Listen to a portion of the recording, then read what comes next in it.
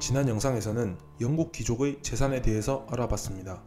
영국 귀족들은 수백억에서 수조 원의 재산을 보유하고 있습니다. 놀라운 것은 그 많은 재산이 세대를 거듭할수록 점점 늘고 있습니다. 수백 년간 가문의 재산을 지켜온 귀족들, 어떻게 그 재산을 지켜왔을까요? 상속세. 피상속인의 사망으로 상속인에게 이전되는 상속재산에 대해 부과하는 세금.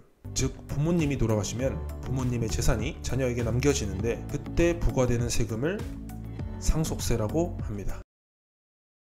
한국의 상속세는 최고 50%, 영국의 상속세는 최고 40%, 독일은 30%라고 합니다. 정상적으로 상속세를 내고 나면 세대를 거듭할수록 많은 재산이 줄어듭니다. 하지만 귀족들은 수백 년 동안 더 많은 재산을 가지고 있습니다. 어떻게 상속세를 피할 수 있었을까요? 제3자에게 본인의 재산 관리를 맡기는 것. 신탁의 유래는 정확하게 알려진 바가 없지만 12세기에서 13세기 영국에서 시작되었다고 봅니다. 당시 십자군 병사가 전쟁을 하러 떠나면 자신의 재산을 타인에게 맡기는 경우가 있었습니다. 그 유스가 발전하여 현재 신탁제도가 만들어졌습니다.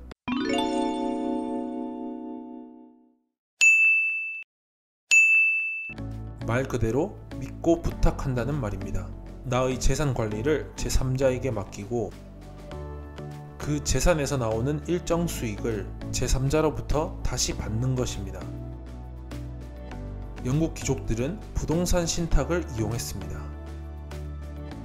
먼저 부동산 신탁회사를 설립 후 재산과 땅을 신탁회사에 맡기고 회사는 그 땅과 재산을 관리합니다. 그 재산을 관리하여 수익을 낸 후 수익의 일부를 귀족에게 다시 돌려줍니다. 회사는 운영권을, 귀족은 소유권을 가집니다. 회사 경영자가 나쁜 마음을 먹고 귀족의 땅과 재산을 처분하려 해도 소유권을 가진 귀족의 허락이 없으면 마음대로 재산을 처분할 수가 없습니다. 영국 귀족은 장자 승계 원칙을 철저히 지켜왔습니다. 가족 간의 싸움은 재산뿐만 아니라 가문을 지키는 것도 힘듭니다. 그래서 귀족 가문에서는 장자 승계를 원칙으로 합니다. 한 가문을 이어받은 수장이 부동산 회사에 있는 땅과 재산의 소유권자가 됩니다. 아버지가 사망하면 그 첫째 아들에게 소유권이 있습니다.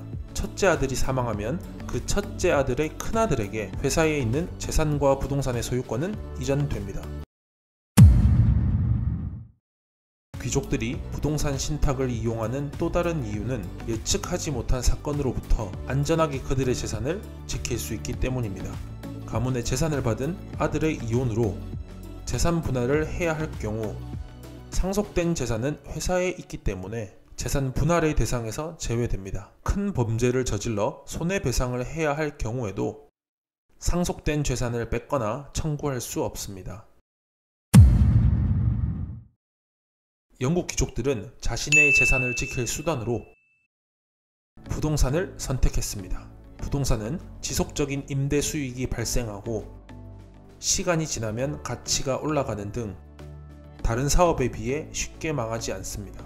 또한 뛰어난 경영자를 통해서 더 많은 재산과 부동산을 소유할 수 있습니다.